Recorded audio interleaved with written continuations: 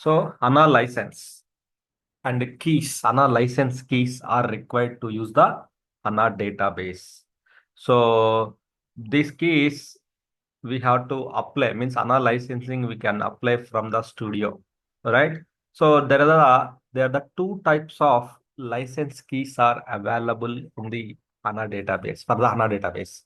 There are the two types of license keys here, two types of the license keys. So one is the temporary license. So temporary license. So second one is called the permanent license here. Permanent license here. So temporary license. What is mean by temporary license here? So temporary license keys are automatically installed when you install the HANA database. When you install the HANA database, these temporary licenses are installed here. These keys are valid only 90 days period only. Up to 90 days, these keys are valid here. And also you should request the permanent license keys from SAP marketplace before expiry of the 90 days period of after the installation, right? So 90 days only you will get the license period here, temporary license 90 days. So meanwhile, we can, before this 90 days expires, we have to request the permanent license keys. Okay, that is the main thing here. So then once the permanent license keys are expired, your HANA database will not function properly. So then we have to apply the license. Because it's a proprietary runtime license, HANA, which means we have to request the license from the service marketplace irrespective to the your SID. Then we have to generate the key and we have to upload into the our SAP, right? So in the temporary license and permanent license. Permanent license keys are, there is a expiration date. You can define the till predefined expiration date or permanently also you can request here. The permanent license keys are valid only till predefined expiration date. And also the license keys, we have to specify the amount of memory licensed to use for the HANA. Like suppose you have the 1 terabyte of RAM. Why? Because all the data license is based upon the main memory. Okay, main memory usage. How much memory you want to use, how much data you have, you need to purchase the license for that much of memory, that much of quantity you need to purchase it here, right? You need to specify this amount of memory license to target HANA installation here. So they can install from the service marketplace, the keys will be generated. Then that keys you need to upload into that in the HANA Studio for the HANA database so that the permanent license keys are there. Sir, what about the permanent license key is expired? The permanent is expired if the permanent is predefined expiration date. There is a date we have to specify it. 3 years, 5 years, like 100 years or something like that. We have to define the permanently. If the permanent license expired, then again temporary temp license will be installed, that is only valid 28 days only. Remember, not now you will not get again temporary license 30 90 days.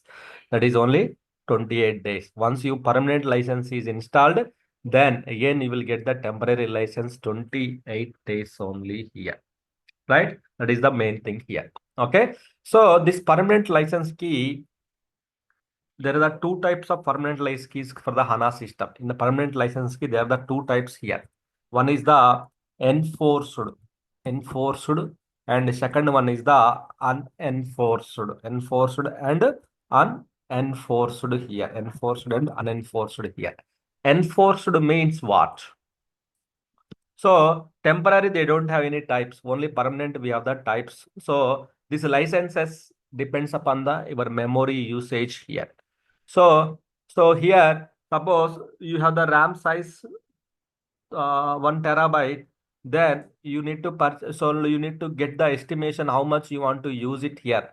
1 terabyte means if you purchase the license only 500 GB, then you are only allowed to use only 500 GB only. Remaining 500 GB, you should not use it here. Why? Because so the license is based upon the main memory usage only. Main memory usage only here.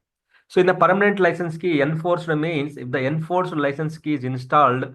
So suppose if you purchase the enforced license key, the consumption of the HANA system exceeds the license memory limit, then HANA system get locked. If this situation occurs, HANA system has to be restarted or new license key has to be installed.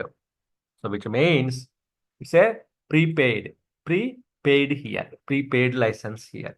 This is the unlimited. Unenforced means unlimited usage, right? So unenforced means unenforced license key is installed. The consumption of the HANA system exceeds the license memory. The operations of the HANA is not affected in this case. Example. So you have the HANA database, right? Then you have the RAM slot. This is the RAM slot. Here the 1 TB RAM slot. Here 1 TB. Then initially when you install the HANA database, it will use the 1 GB, 7 GB, 8 GB, 9 GB. But you purchased the license only for is only for the 800 GB only. Even though you have the 1 TB RAM, you purchased the license. Why? Because when you are applying the license, permanent license, you need to provide the quantity, how much GB you want to use, how you want to use it. That quantity you need to provide it when you are exporting the license, when you are generating the license here. Okay. So then here you will provide this one. So then what we can do here, we can, so HANA will start using the memory, but it will start using 1 month, 2 months, 3 months, then it will start using the 800 GB.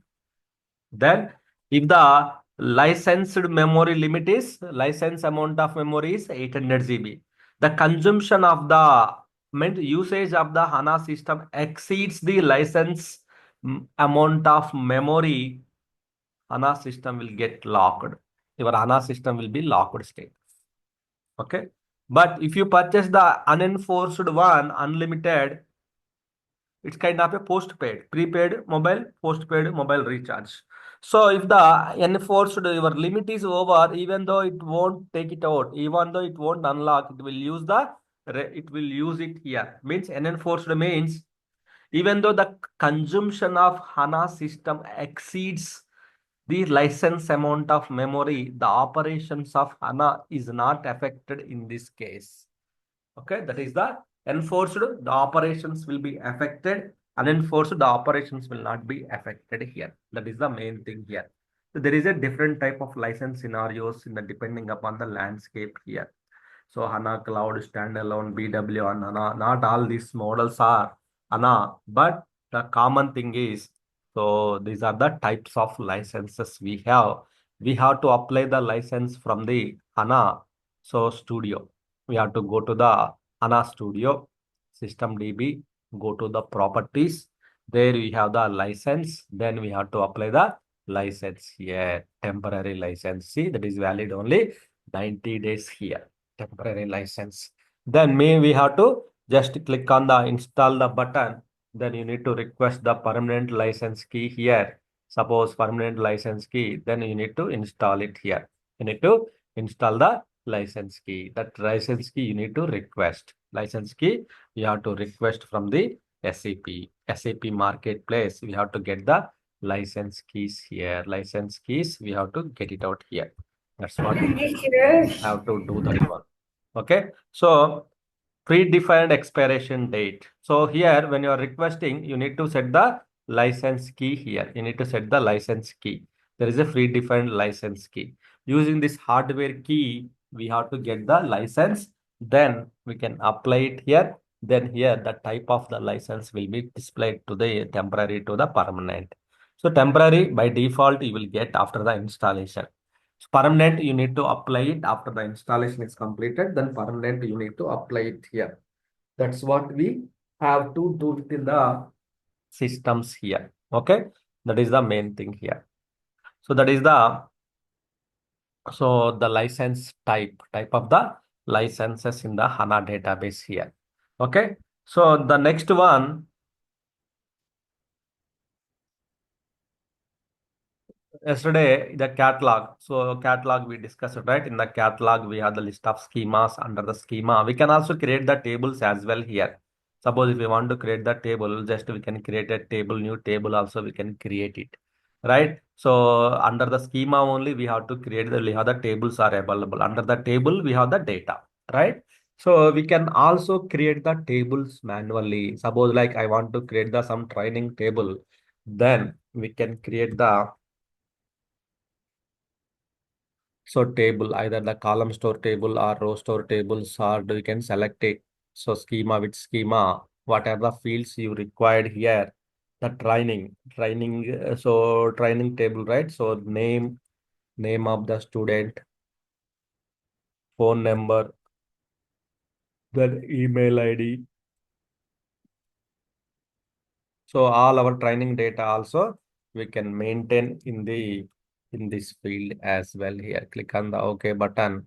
Then this will be columns will be created here. Right? This is created here. Table got created here. So just you can go to the here. See, one table got created. Custom table got created. Training table. Right click and open the data preview. Then data will be opened here. But there are no rows here. So there are no data we have inserted, just fields we created. Then we can just to add the all our details into the in this name format, we can add it here. So that's possible here, right? We can also do the analysis. So that's possible to create the tables as well here, right? So then that is the schemas. Under the schema, we can also create the tables. We can also delete the table. We can also export the table. We can also import the tables, right? Export, import, and new tables, all those things we can create it here. All the things we can do that one here. Okay, that is the tables. So, and also if you see here, there is a perform the delta merge operation. Sometimes what happens, so sometimes system changes will not be replicated in the table level. Maybe they have done the developers, they have done the some changes, so the changes are not reflecting in the database level. They may raise a complaint, which may be so. In that case, the delta merge, what the delta merge will do? So perform the committed entries from merge the committed entries from delta storage into main storage. So this one also we can manually perform the delta merge operations. That's we can do that one, delta merge operations. So right click and you can perform the delta merge operations. Okay, load into memory. We can load the data, we can load the table from main memory. We can load the table into main memory also. Or I don't need this table. If your table is in the main memory, then your operations and performance of the table is very fast, right? Suppose I don't need this table in the memory, then I can just do the unload from main memory. So which means it will unload the table including the delta storage from the memory here, right? It will just unload. The table is accessed, it will be unload here. It will be unreloaded into the main memory size and everything. It will be reloaded here. That's what it will perform in the systems. That's what it will happen in the systems here. Unload. Just unload from main memory here. That's what we have to do that one here. Unload from main memory. Right? Load and unload. Delta match. This is also we can perform it here. Delete. Open data preview. Okay. These things we can perform for the tables here. Okay. That will be in the catalog, under the catalog. Content, this will be used by the content folder will be used by the developers. Your HANA modelers here. In the HANA also, not only we are only one people work on the HANA. We with us developers also will be there. They will work on the development parts.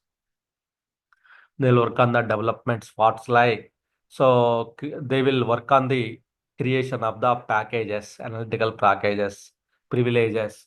So data, something, some development works they will perform it. That is purely development related activities here, right? That is the content, development related activity here. Next one is the provisioning, data provisioning concept here. Provisioning concept. So provisioning means to provision the data from other databases, other sources, multiple sources here. We can provision the data from the multiple sources here. Suppose you have the HANA database here. Suppose you have the one place, you have the there is a in your company, in your organization, there is a SQL server database, there is a Oracle database, there is a some other DB2 database and some other databases also you have here. But your company first time they have launched the your company they have launched the so HANA database. They are planning to do the HANA database. We have only one HANA database here.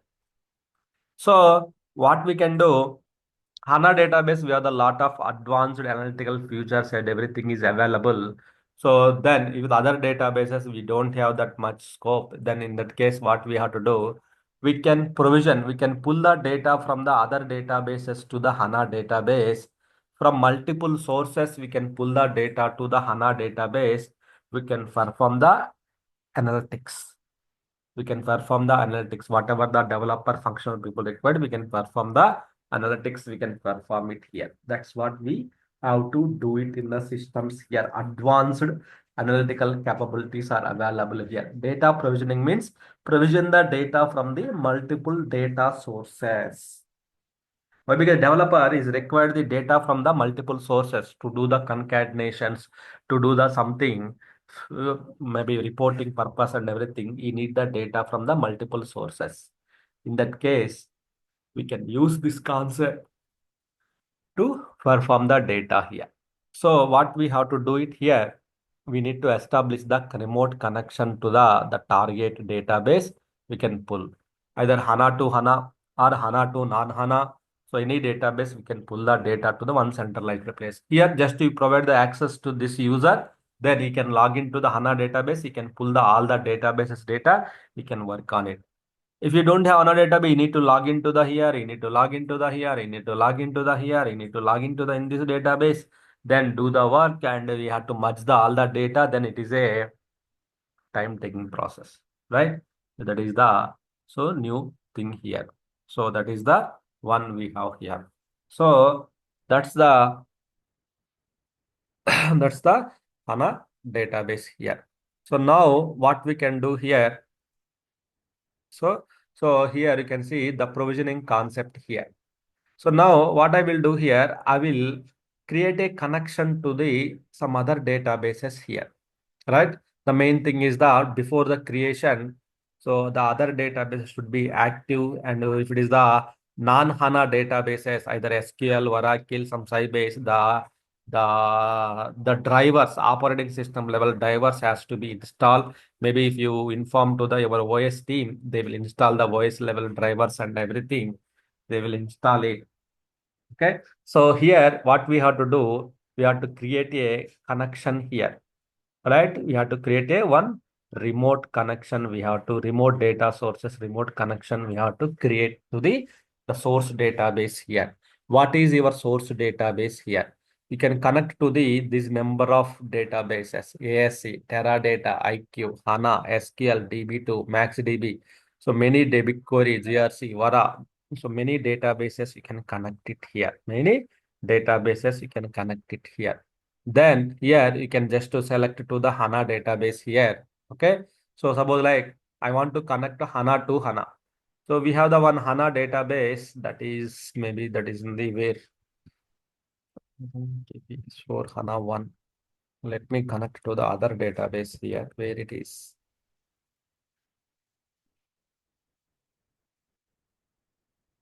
It's a 108 IP. You can use the direct host name. Yeah, source name.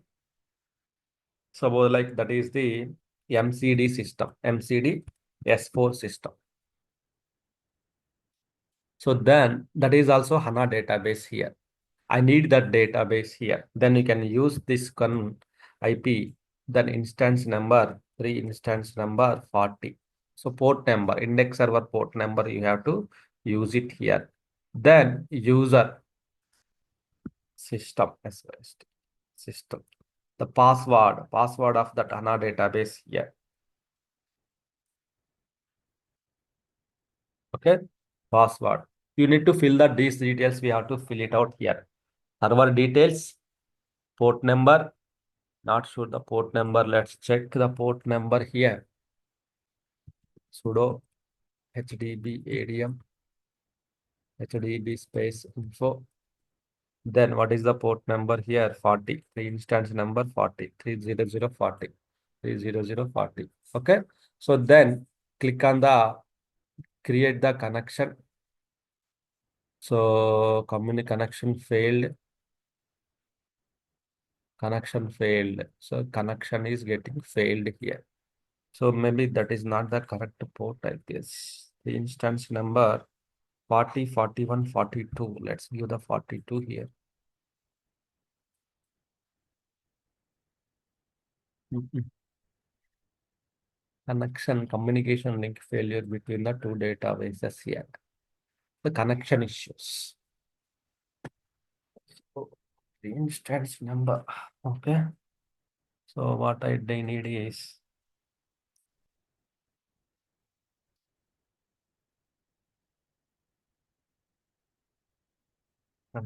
41.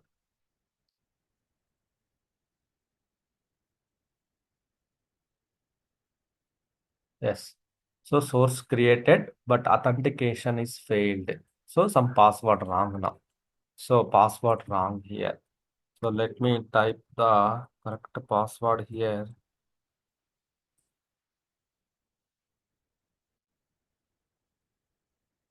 Username is empty.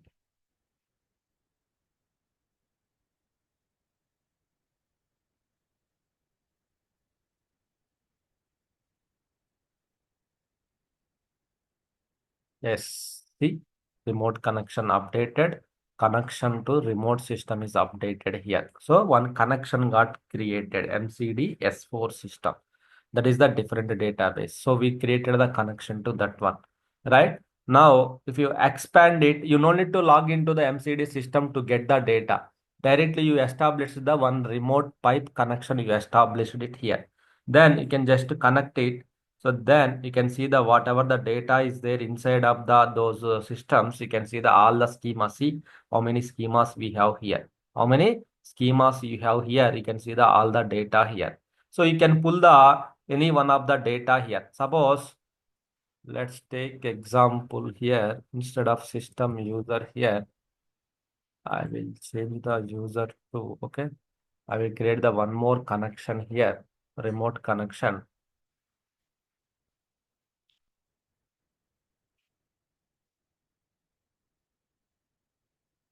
HANA connection.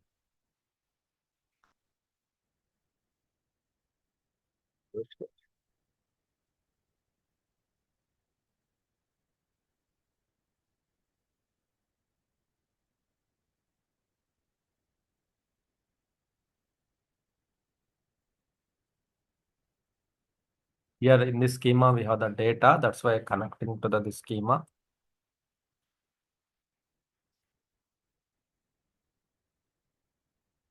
Okay, remote connection is created. One more connection is created here. Then here you see the schema SAP HANA database DBA cockpit. SAP HANA DB. These are the tables we have. See, many tables you have. It's not in your database table. This is the so different database table data here. Different. So you can add as a virtual table, which means you no need to just to always do go with on. You can just add as a virtual table here. Virtual table means you can create as a virtual table.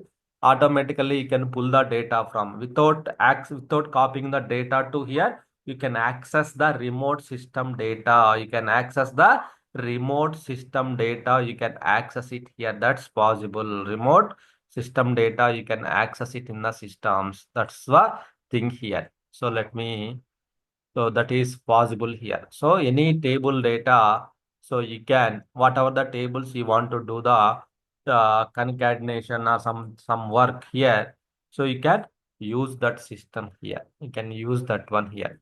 So you can add as a virtual table. You can add as a virtual table here. The table will be created in the HANA itself. Always you no need to go and add the tables. So you add as a virtual tables here. Then remote connection, HDB, catalog. In the which schema you added in the system schema. There we have the tables. So you see the tables here. You added a virtual table concept, which is coming like here. Here you can open the data preview here. So then here you can open the data preview. Then you can do the some merging, concatenations related activities you can do. Then connections, how it is getting the data from here means using this remote tables. So the tables, this using this remote tables, you are pulling the data here. You are pulling the data to the HANA database here using this virtual concept here. Right? That is the main thing here. Using this one, you are trying to pull the data. Okay, means you created the connection in the system. So which means you are not copying to this HANA database. Just remotely you are accessing there is a one database. From that database data you are accessing into from this database. From in this database, using this database, you are pulling the data to the here. Using this database, you are pulling the data to the here. You are pulling the data to the here. You are pulling the data to the here. That's what here it's happened in the systems here. Okay, that is the main thing here. Okay, so that is the one. Yeah, like that we can multiple number of resource remote connections we can create it. Not only just this database, some other providers also you can create it here. Not only just this one, you can just create the connection to the other remote sources as well. So suppose like SQL server or Sybase. If you have the SQL server, maybe the connection we have to create it here. Suppose Oracle database is required. SQL database is required. So the connection to the database is required here. Suppose like SQL means you need the SQL data source details we have to maintain in the property file, in the configuration file. So which means the source details we have to create in a library, we have to install JDBC, ODBC libraries, and these things will be created here. Right? That is the main thing here. Data source name. Okay, so like this, multiple sources, wherever you have the data, you can pull the data from the multiple sources. Multiple sources, you can use it to pull the data to the your HANA database here, right? So that is the one thing here. So similar like this here, how we created the connections, you can create it here. Here we can monitor the connection status and everything here. What are the connections you established, monitoring, connection monitoring. So it's connected to the which system here. So then, so all the details, you have the data here, which schema it is connected. So all the information we have here. It's client. So remote sources. Here we can see the remote. The only thing is the advantage is we can create as a virtual table in this the database table. You can create as a virtual table in this HD9 system. Then you can access the data. You can access the data here. How you want to access the data? You can access the all the schemas related data. You can access it here. That's what we can do that one. That's what we can create as a virtual tables, right? We can create as a virtual table, something like that. We can create it here. Right click and virtual table here. So that all the tables will be created as a in this screen here. Here you see the all the tables. So you can access the data, the table data, you can access it here. The table data, you can access it here. That's what we can do it here, right? That is the main thing of the, so data provisioning. See, so this data is not available in our system. We got this data from the other system. So what the developer will do, developer will link the all the table, will merge the table, will do the concatenations, and remaining part they will perform it in the for data reporting purpose. They will do the all the things here. So all the things they will perform it in the systems here. This is what they will do it in the systems here. Okay, so that is the data provisioning, which means provisioning the data from the other sources, provisioning the data from the other remote sources here. Okay, so And also the license which we have to apply from the license, we have to apply from the system DB only. If you apply to system database, automatically it will be applicable for the tenant DB also. Automatically it will be applicable for the tenant database also here. Okay. So SQL console and properties. If you go to the properties, there you have the license. There you can apply the license here. Okay. That is the one thing here. And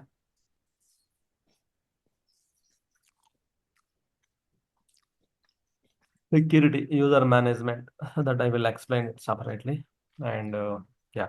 And the next one here, configuration and monitoring. HANA cockpit is not part of them. If you want to stop the HANA database, you can stop it. If you want to restart the HANA database, you can restart it here.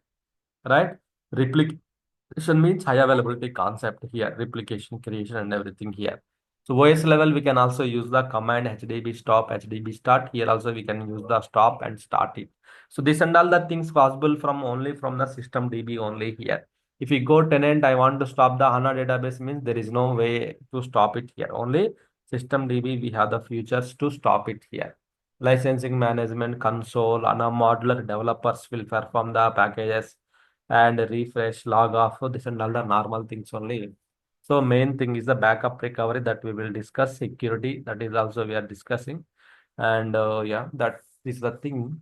And stop and start, you know how to HDB start, and those things. And what left? Small topics. Yeah, one more thing is here, HANA cockpit, right?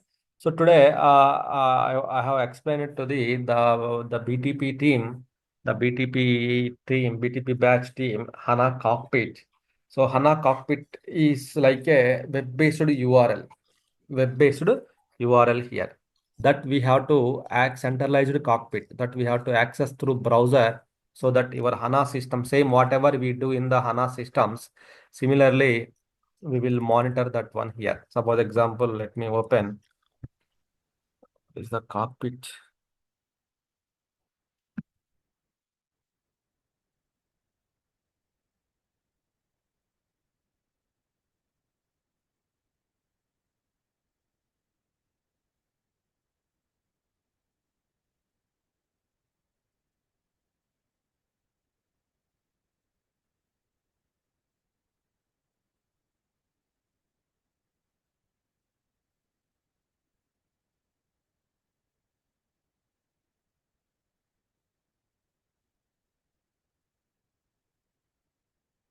Forgot the cockpit URL.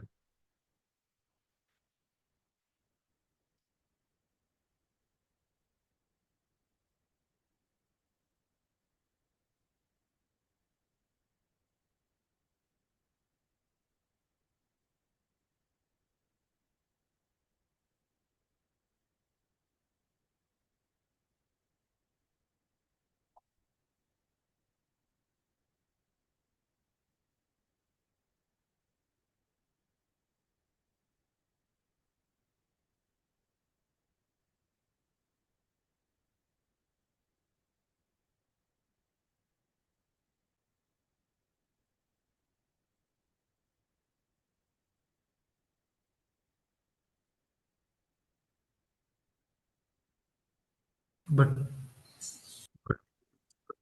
we're not using the cockpit, right?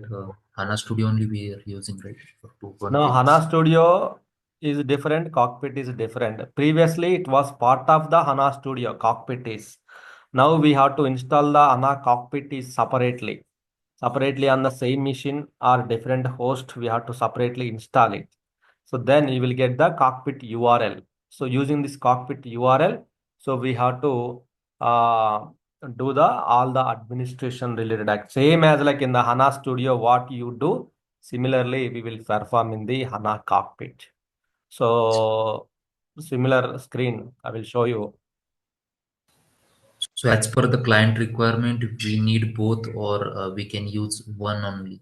Client require is not the client requirement, administration perspective. So whatever you want to do, that is only for the administration requirement only to perform the administration activities.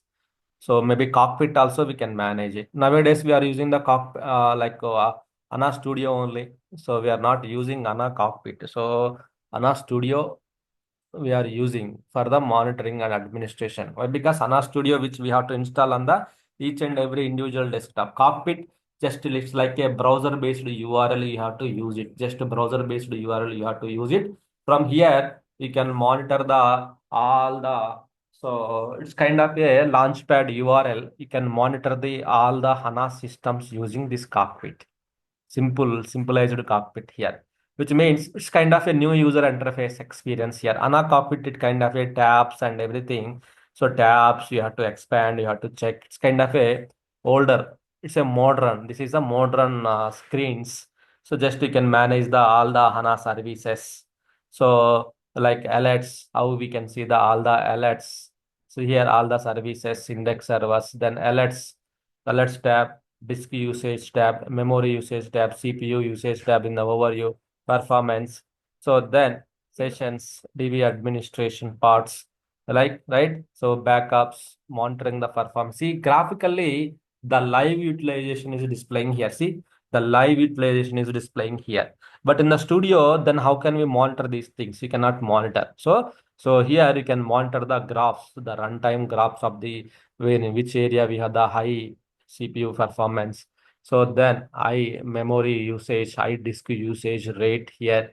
So where the high disk usage rate here, then we can see the all the information in the systems here, right? So this is the kind of a new user experience, but we similar data, but it kind of a different format. It is displaying here threads, sessions, how many threads, how many sessions, what are the SQL statement, disk usage, same these things we have seen in the our ANA Studio itself only, right? So these things you can see all the informations and data provisioning, backups. So remaining all the things are available here. So that is the MySQL console. We can open the SQL console. So these things it's available. So same as like so same as like Ana Studio in the but here in the cockpit differently we see the tiles based upon the tiles we'll see the utilization here. So you can adjust it based upon the your requirement. You can adjust the tiles which in where you need this tile, where you need this tile, where you need this tile. So where you need this tile, where you need this tile. So however you want to adjust it, you can adjust your tiles. The kind of a Fiori tiles here, user management, so certificates, administration consoles. So the many things we can do it in the Kana Studio here. Maybe you can check whether you can able to access. So Studio also similar, it's kind of a similar here. So check whether you can able to access. mm, so similar procedures here. Monitor the performance tab. So in the performance tab, how you do the monitoring and sessions, alerts, all those things here also we can see. But in the graphical format level, we can monitor each and everything here. So all the things graphical level, you can access it here. So you can also just change the timelines from yesterday's today and the timelines last 1 hour to this hour, and just you can get the screens and you can adjust the timelines. You can filter the data. So how it is the data and all the information. You can see it here, right? You can also export this as a so text file and sorry PDF. Then you can check it out here. You can specify the schema and you can export and you can do the all the work here. That's possible, right? So that is the main thing. And also there is a parallel execution, memory limit configurations, INI files. So many things we can check it out. INI files. So INI files, memory manager, INI files. So that those things here we can also see that one. Can we get this access for our existing HDB database? This DB cockpit. This is the HANA cloud level I created, but in on premises, if we want to install, we need more memory. So more memory we required. So that's that required, and we have to do that one. But you can use similar URL. You can use this URL for monitoring and do the administration part. It's asking password actually. User ID and password. It is asking Yeah, about I will provide it. Maybe let me.